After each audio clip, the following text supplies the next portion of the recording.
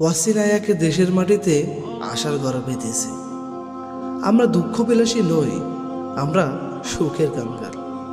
বেঁচে থাকার জন্য প্রয়োজনীয় সুখ খুঁজে বেড়াই, ঘুরে বেড়াই পরদেশের ওপারে বার।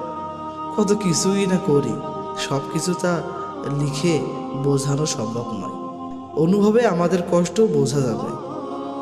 দুঃখ বিলাসী ওরাই হয় যাদের জীবনে সুখের সোহা লাগে, যাদের জীবনে সুখ শান্তি নেই, কোনো অন্ত নেই, কোনো অভাব।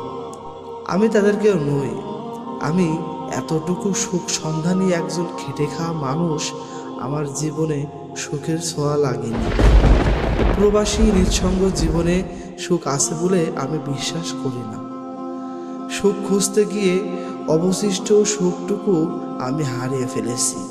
হাজারে একজনের ভাগ্যে যদি সুখ থাকে, 999 জন বুক ভরা হাহাকার নিয়ে এই প্রবাসে ধুকে ধুকে মরছে।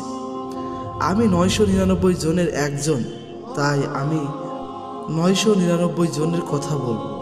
দু একজনের সুখের কাহিনী নাই বা শুনলেন?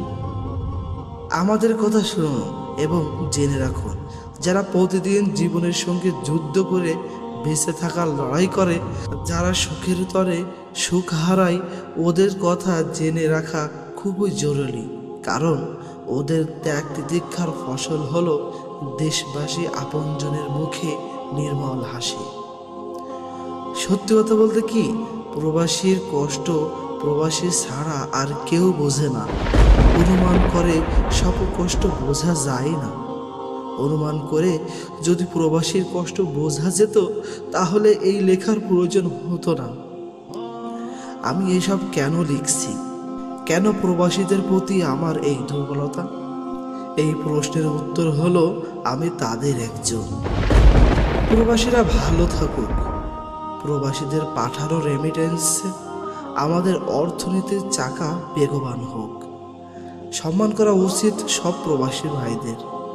আর কোনো প্রবাসী ভাই যেন দুশ্চিন্তা করে বিদেশের মাটিতে প্রাণ না হারায়, সেই কামনা। ভালো থাকুক প্রবাসীরা। আসসালামু আলাইকুম প্রিয় ভাই ও বন্ধুরা।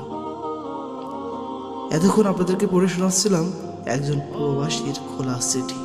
আসছে সামনে ঈদ বা কোনো অনুষ্ঠান, প্রবাসীদের টাকায় ধুমসে মার্কেট করছেন, ইচ্ছা মতন টাকা উড়াচ্ছেন। আপনার কি কখনো একটু বিবেকে বাধা লাগে না? কখনো কি আপনার বিবেকে সাড়া দেয় না? কখনো কি আপনার বিবেক নাড়া দেয় না? এই টাকাটা কিভাবে সে ইনকাম করলো? কত কষ্টের ফল এটা? ভাববেন না তো, কারণ আপনার এটা ভাবার কোনো প্রয়োজনই হয় না।